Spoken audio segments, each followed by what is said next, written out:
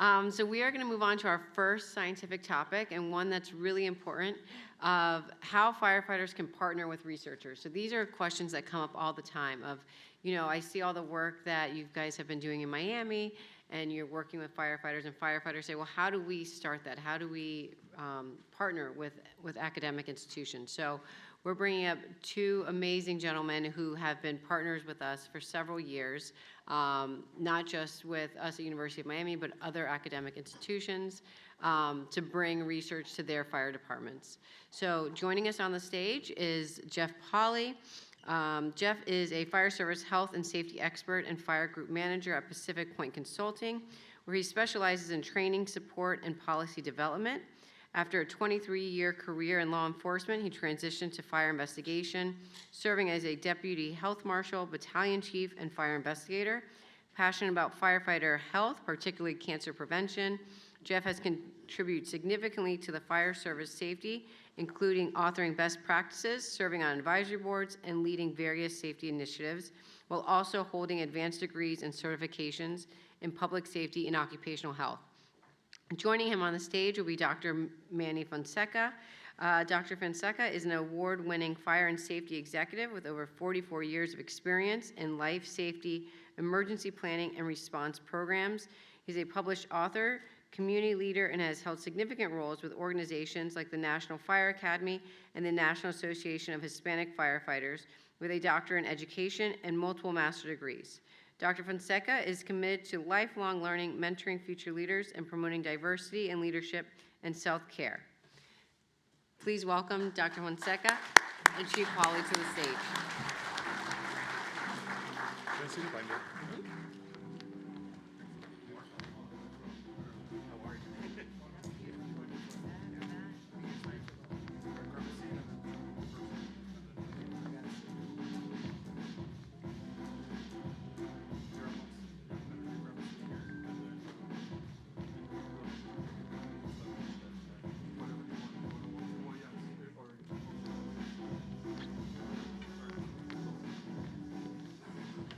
All right, good morning. Boy, good stuff from Joanne and Julius, right? I mean, they are awesome folks, and I go all around the country talking to people about fire service health and safety, and I will tell you that Florida stands far above and sets the model for where really every state should be, and it's just wonderful that that they're doing good things here in Florida. But they need help, right? So how do we do that as fire service professionals? We have to get involved, and so how do we do that, right? So there are two ways essentially, and you know, the nice thing is they let you see your slides. The print's so small. As an old guy, because I can relate to everything Julius was talking about. I am not a youngster. That's interesting to see. So.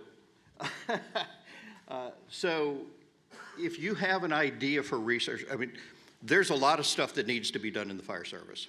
So there's two ways for you to get involved, right? So if you have an idea, there are people who are interested in hearing that and taking that forward around the country. There are many research institutions that are involved in the fire service. I'm going to mention a few. I'm sure there are others, and I'll leave somebody out. But obviously, University of Miami is doing great stuff.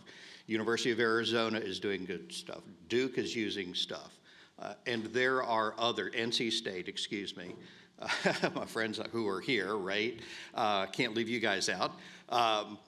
But that's great, but they need our involvement. So if you have an idea for research, reach out to these people and start to talk to them. Now, the challenge is it takes time.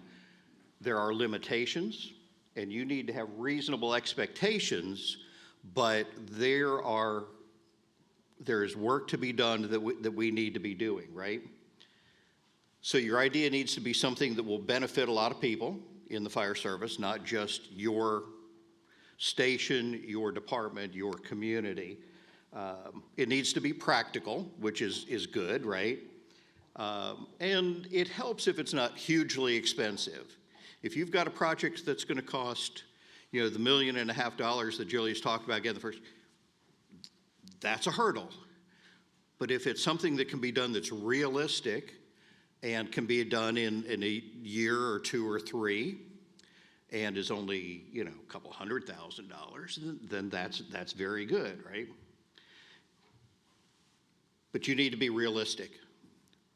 It takes time. And I mentioned my friends from NC State, who I'm sure are here in the room somewhere. I took a idea to them as a fire investigator. We're the underreported and understudied group in the fire service, and it's something that I'm passionate about forwarding. So took an idea to them, and it was probably 2 or 3 years before they said, yeah, let's move forward with that. And then there's the grant process. And then it's, you know, the 3-year research. And then from the time the research is over until there's a published result, that's about another year.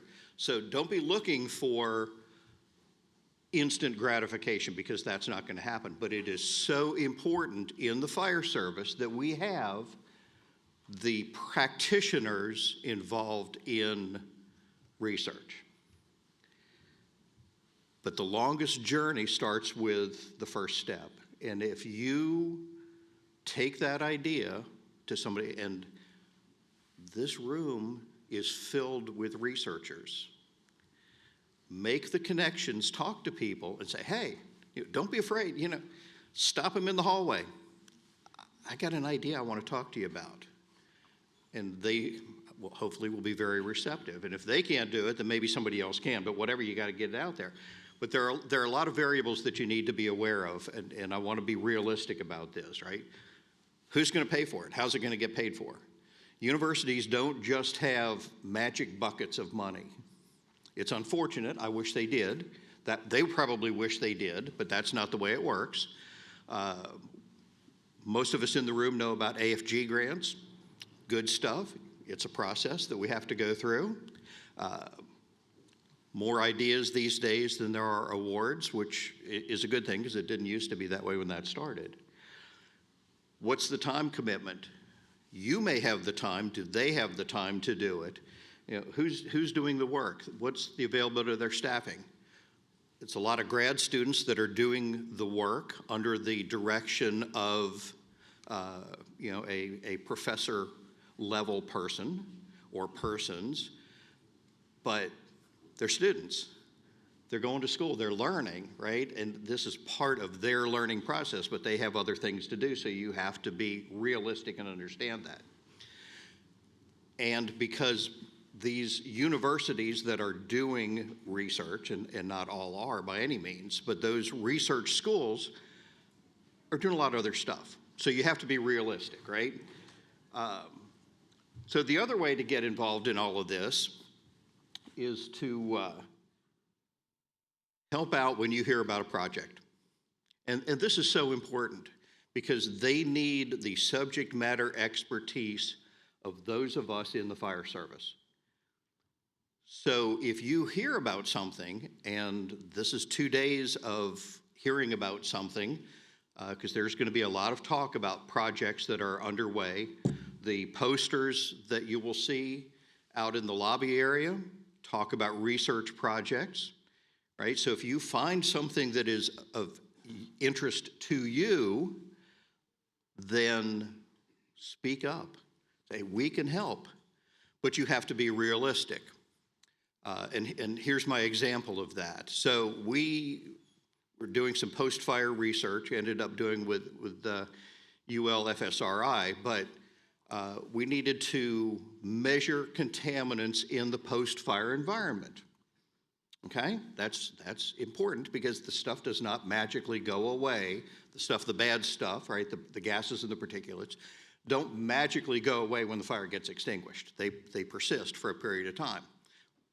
How long is that period of time? Don't know. So we would talk about this, and invariably I would have a fire person come up and say, hey, we're doing a burn of a house, next month. You can come do it there. Like, okay, that's cool. So we need to put instruments in. Do you have money to help get those instruments? No. They have to stay in there for 5 to 7 days, preferably 10. Are you going to provide 24/7 security to make sure that those instruments don't walk away? Well, no, we can't do that. So it's very challenging, and you have to understand, be realistic.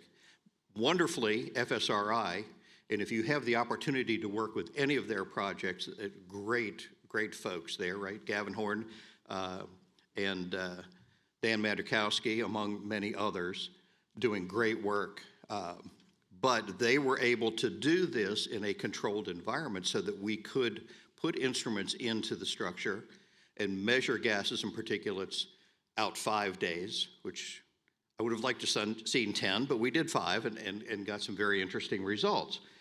But you have to start that conversation and get yourself involved so that these projects can move forward, because I will tell you that while we have gone a long way, and I'm not, as you can tell, I'm not a youngster. I remember riding the tailboard as a young volunteer firefighter many years ago.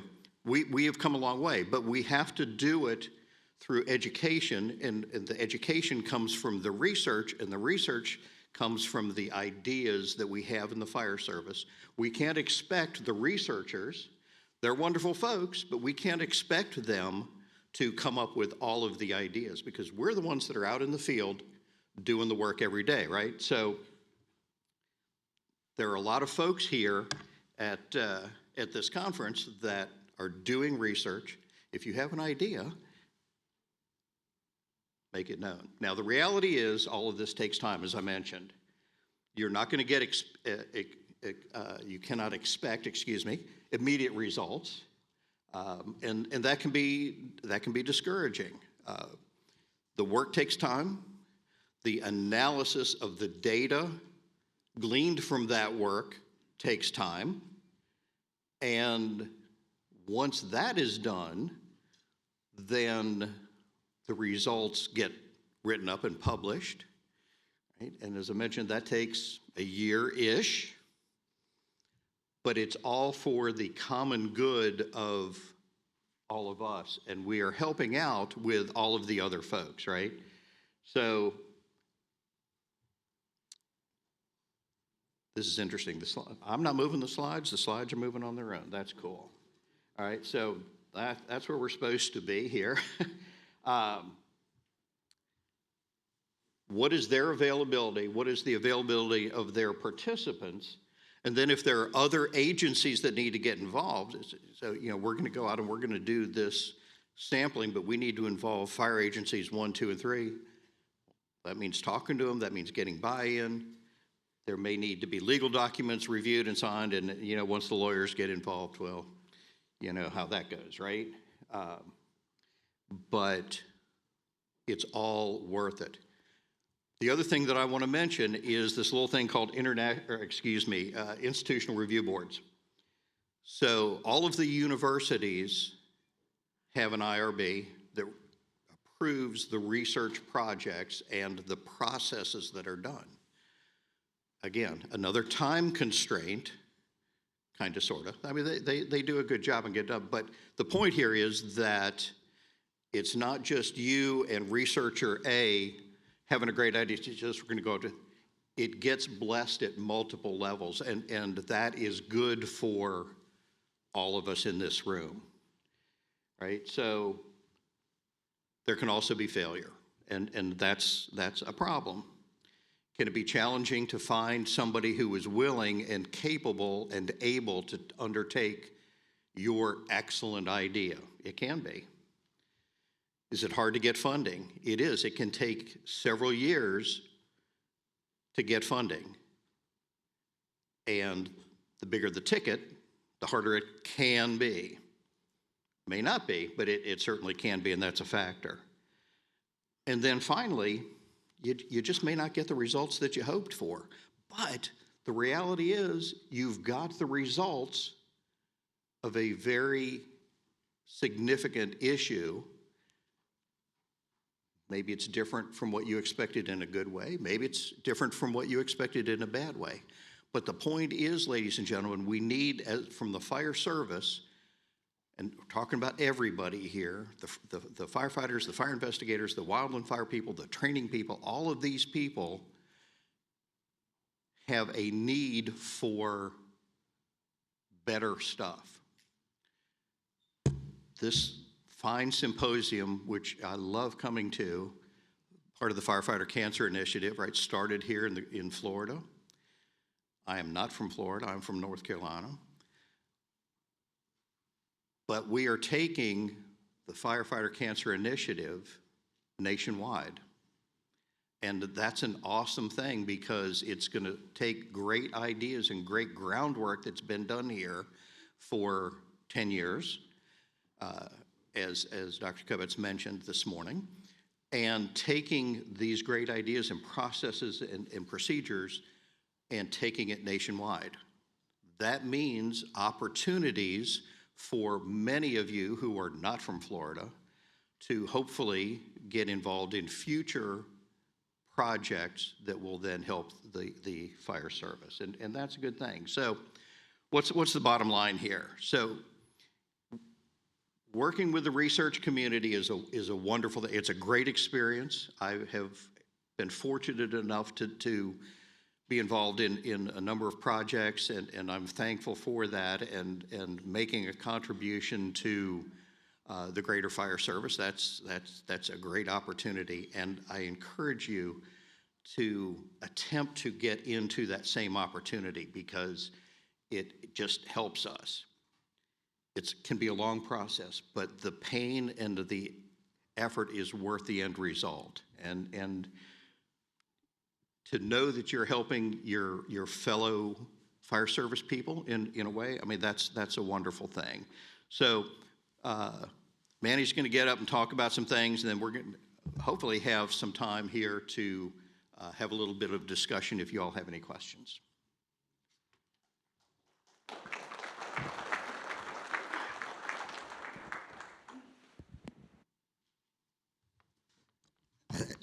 Hello, everybody. Does everybody like my hat? I like it. And the boots. They're awesome. Well, by nature, I am a firefighter. I've been in the fire service 45 years. So I'll tell you a little story how it all began for me. 7 years old, September 1970. I'm living in New York City. I just came in the United States legally, I might add. I came into the United States, and my first day of school is PS 155, Public School 155. We're on the 4th floor. That's where we were. There was a fire breaks out in one of the storage rooms. We smell smoke. Everybody smells smoke. The teacher goes out the room and sees smoke and fire, says, we got to line up. Well, me being trained in firefighting at 7 years old, what do? I start screaming, yelling, doing whatever, and start running around. I get lost in the staircase. Now, how do you get lost in the staircase? That's a different story. But I got lost in the staircase, and a firefighter by the name of Eddie from New York City Fire Department finds me, brings me downstairs outside. No big deal, right? That's where it began. 40 years later, I'm at the National Fire Academy having a beer at the pub. If anybody's been there, having a beer, and I'm sitting next to an old retired fire chief from New York City. And I says, where are you from? He says, New York City. He says, oh, I used to live in New York. He says, where area? I said, I lived in Brooklyn. That was my house in that area. I said, really? I said, so what street do you live? I live on Dean Street. I said, look at that. I used to cover Dean Street. I said, I used to hang out at Engine 176, 232. I said, that's my house. And I asked him, I said, you remember that building fire, that school fire, PS 155? He says, absolutely. First one in, blow a hose, brought a little kid out of the staircase. True story. I tell you that story is because that taught me that we have to educate.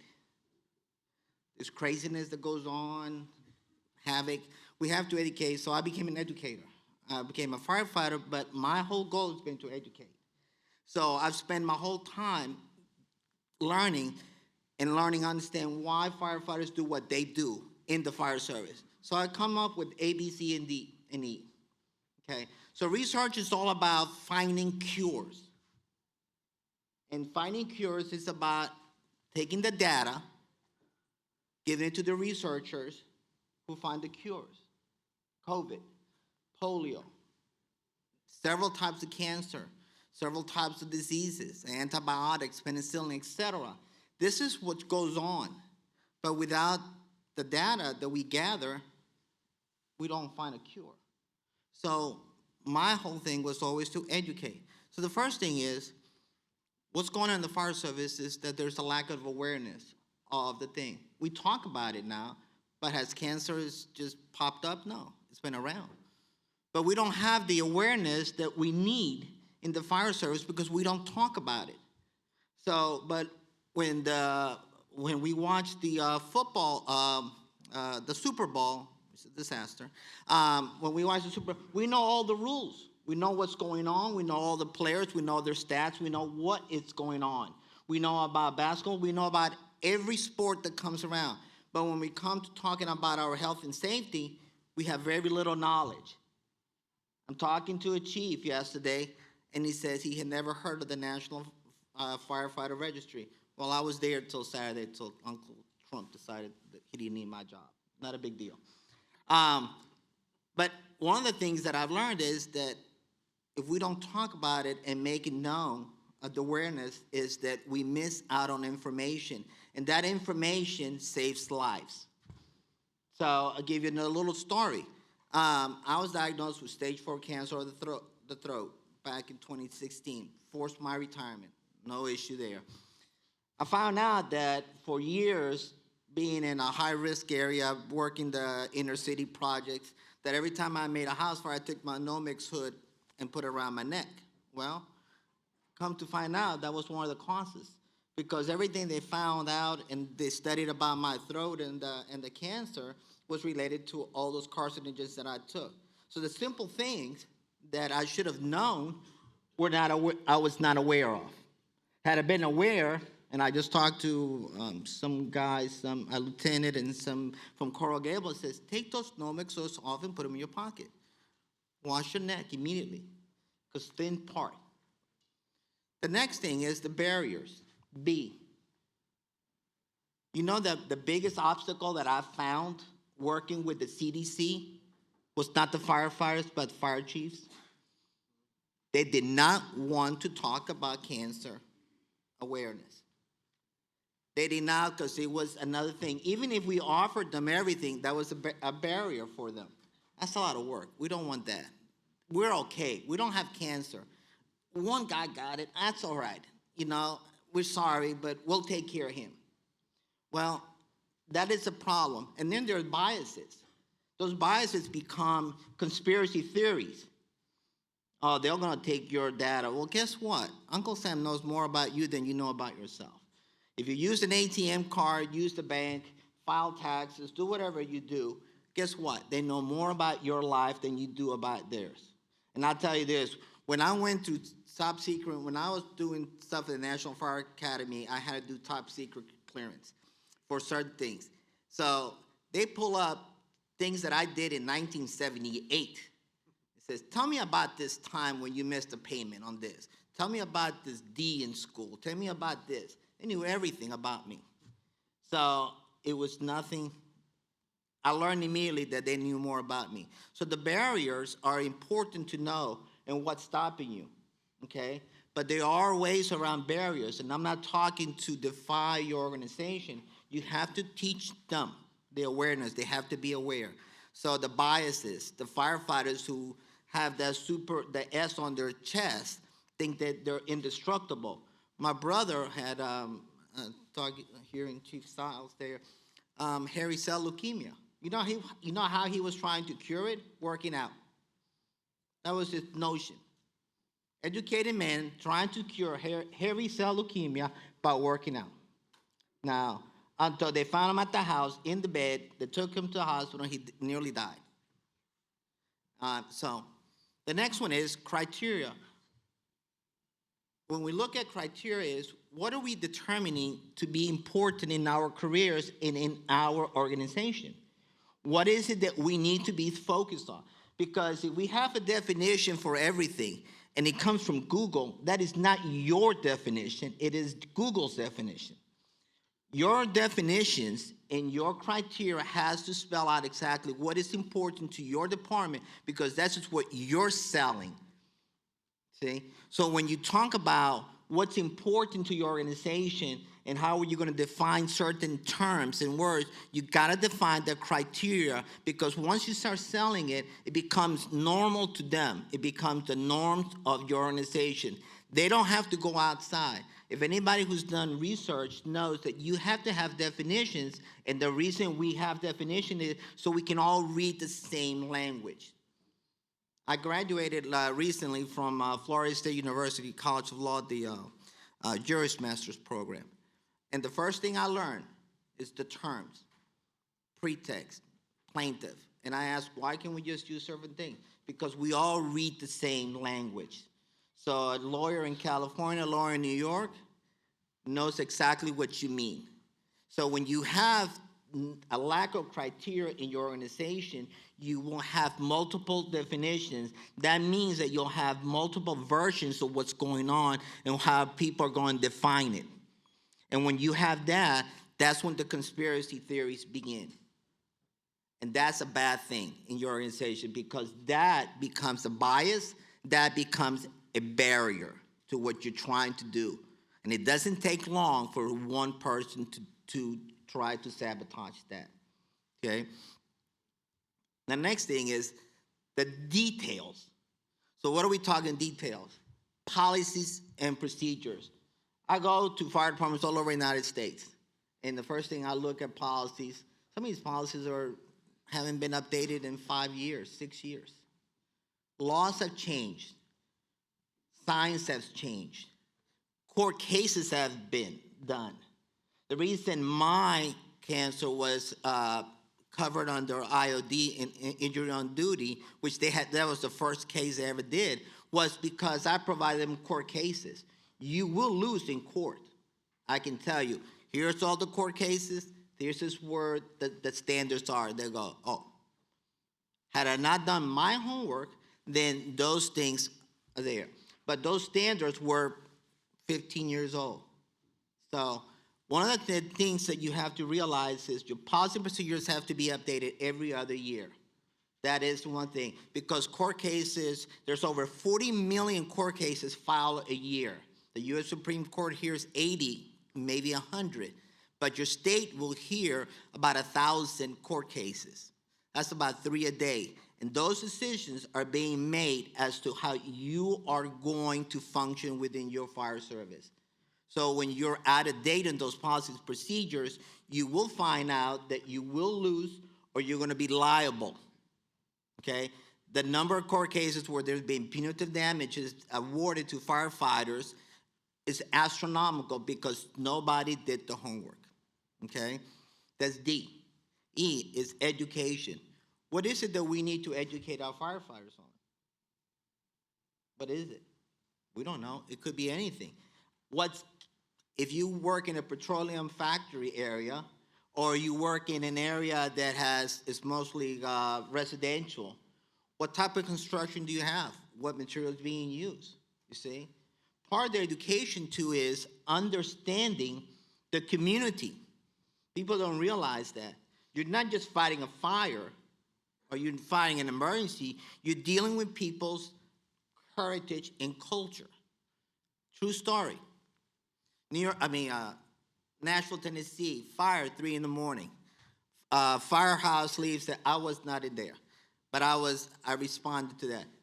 Fire station leaves, they can see the fire in the horizon, heavy fire. They go there, they lay out, they start extinguishing. They see a lady there yelling for her kids. We all think the kids are inside the house. They're not.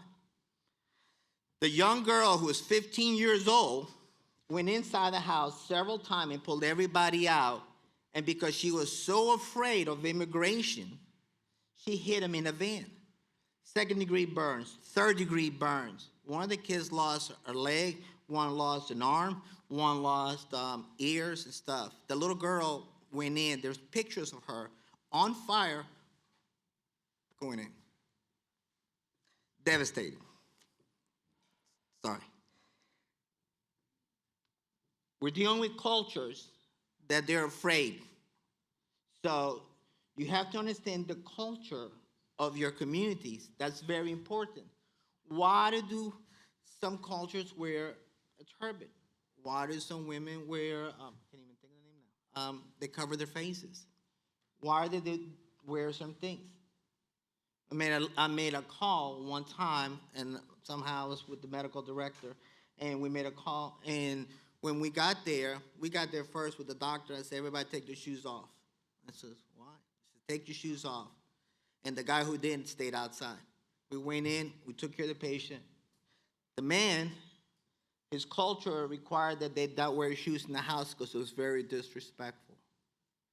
That in itself allowed us to work on the patient. Had it not been for the cultural awareness, we would have had problems because there would have been hostility. How do you do something to offend me? So when we look at education, we have to look at not only the culture, the community, the structure, and everything. All this plays into the awareness that we have to teach them about cancer. Because once upon a time, you were dealing with 2x10s, 2x12, basic shingles, fiberglass, wood paper, all that stuff. Now we got resins, composites, we have everything there.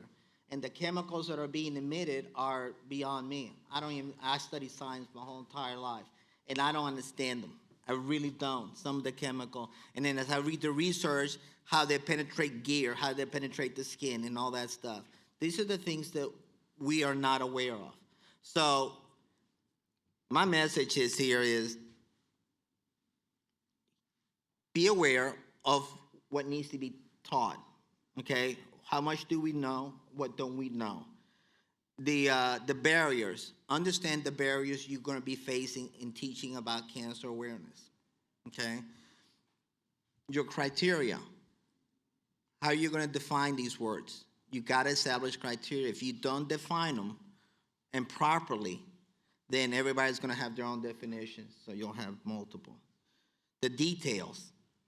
So the details, your policies and procedures are going to be critical, because if you don't, I'm going to tell you right now, reading the court cases over and over for the past 2 years, the number of cases lost, the city's lost, was based on just the policy, lack of details in the policies and procedure. They never kept up with them. And the education is, so if we're going to teach them, you need to teach them on a regular basis. You can do a YouTube, you can do a learning management system, you can do several different ways. You can go to the stations, which is ineffective when you're teaching a lot of big houses. So that is some of the things that you have to learn. I'm going to tell you another little story. This is a true story. Little boy comes in from Peru. That's me. Okay? Very first day of school, well, not the first day, first week of school after the fire, they start teaching, they put balloons. They're going to teach stop, drop, and roll. Okay? They put balloons on everybody. The kids drop this, roll that. You break balloons, you do it, everything. Kid goes home, my mom asked me, says, what'd you learn? I learned how to break balloons for my body. Make no assumptions that they understand you. Make no assumptions that they know the message. You got to be crystal clear. Ask the questions, ask the information, because just because you understand it doesn't mean they understand, and doesn't mean because you know what's going on, doesn't mean they know what's going on. It just means because you know how it's going to affect you, they know how it's going to affect them. So cancer, when I heard those 3 words, you got cancer, 3 things populate in your life. The first is you. How do you deal with this thing? I've never had cancer. I don't know. What is it? You know, how do you deal with it? You heard about it, you read about it, but you don't know anything about it, okay? So now you got to open the books and start reading. What is it? What do I have? What's going on? Let's get this out of my system now. But then the next part is you got to tell your kids. Tell your wife. Tell anybody in your family. So everybody starts going crazy. It's like an ant, as I was telling to Kenny, a friend of mine. It's like you disrupt, there's an ant thing, and you move it, and all these ants go everywhere, right? You've seen those ant hills. Well, this is what's going on in the house. What do you do?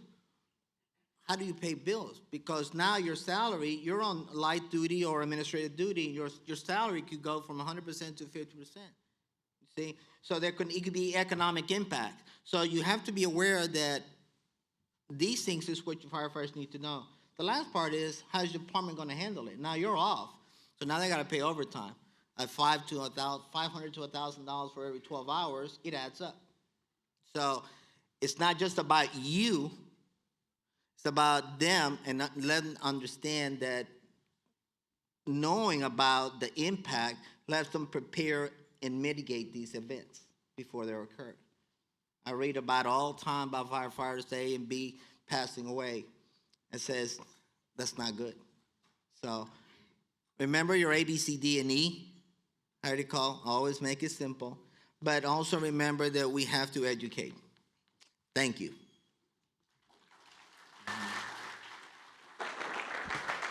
Microphone, oh, there we go, thank you. Is it possible we can bring up the house lights without interfering with people so that we can see who's out here? I can tell there's people out here. I can see better details there and there. Here, it's just shadows. But I have a question for Manny, but before I get to that, does anybody else have anything at all that they want to ask regarding doing fire service research? Anybody at all? Oh, look at that. Cool. There are people out here. And, you know, the nice thing about going in the morning, nobody's sleeping yet. No. You know, after lunch, that's a little challenging. All right, well, while you all are thinking about questions, I want to ask Manny a question because I heard some potentially disturbing news yesterday, and we're all aware of things that are going on with our federal government and slashing costs and whatnot, and there's apparently a very strong likelihood that the National Fire Registry for cancer is going to go away due to funding. So Manny has had some, not an employee, right, but some contractual maybe work. He can answer the question. But if you could have any insight, one, onto the funding, and if there's a chance they're going to go forward, maybe a few words on security. What they've done with the National Fire Registry, they've gotten rid of all the people that have been there less than a year. So what was going on with the cancer registry is that they were not getting the numbers they wanted to in registering. Only 20,000 members signed up. So they hired myself and Kenny Schroeder right there, and two other guys, and one in Washington, one in Houston, to talk to firefighters, and numbers started going up. But with this new executive orders, we're not 100% sure at this point if the program will still be alive. I don't know. Well, there it is. Okay.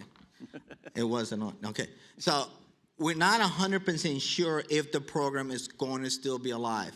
And if it is, it'll be minimal right now. My understanding is, and this is what I've learned already doing my research and talking, is that the people that are started the program, like Dr. Kenny Fint, Kevin Dunn, and some other people, will probably stay there, and they will continue doing what they can to register firefighters.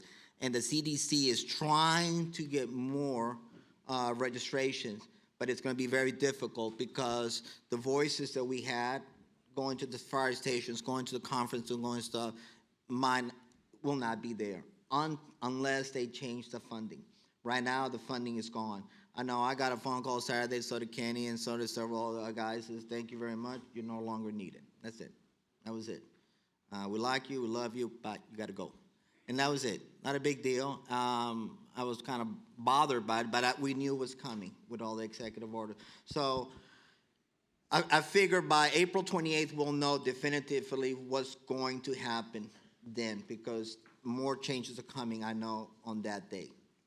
Definitive changes will, right now, while they sort out everything out and the unions and everything fight it out, by April 28th, we'll know exactly whether the program will stay alive or not. So, disturbing news, to say the least, potentially. It's just about saving lives. So you can put politics aside. The National Firefighter Registry is about saving lives. And if you're not aware about it, it was enacted by Congress in 2018 on the Firefighter Registry Act. The goal is to register firefighters into the National Firefighter Registry so we can gather your part of your personal information, but your work history is more important to us. We want to find out what the trends are, what the links are between what you do, what I did, and cancer today. If we see trends in car fires, electrical vehicle fires, I know they did. They burned some cars and they found out for information. I haven't seen the study yet. The report hasn't come out, but whatever is going on is we need to know. And this information was be able to feed and let those scientists who do all the calculations tell us a little bit more. We still have 6 minutes of our allotted time before the break, and I think then we're doing the group photo. We're happy to entertain any questions here from the audience or from our colleagues online. Are there any questions here about getting involved in cancer research and how they can do that so these gentlemen can explain their personal experience? Any questions online? Not seeing any If you're not hands. involved, get involved. I'm going to tell you right now. I'm telling you one thing I've learned about this thing. Cancer does not discriminate. You could come over here, man. So they can hear. I'm going to tell you right now, cancer does not discriminate. It attacks anybody. If I see little kids in the hospital, they have done nothing, not even fire to us, that we're doing what we can to save lives. Cancer does, so you got to get involved. And the more you know, the better you can pass that on information. Work with this man has been amazing. I'm just telling you, learning the research he does is just, I'm not going to take my hat off, but it does literally, it's impressive to learn what I don't know. And I thought I had a lot of knowledge. I don't when I sit next to this man and listen to what he's learned about cancer and firefighter cancer. All right, if we have no other further questions here online about how to get involved and engaged, I encourage you to speak with these gentlemen during break and ask them and pick their brain. They are a wealth of experience with the fire service. If you're looking for academic partners, let us know. We have friends and colleagues here from across the United States that are academic partners, including internationally, to help be able to get involved with cancer in the fire service.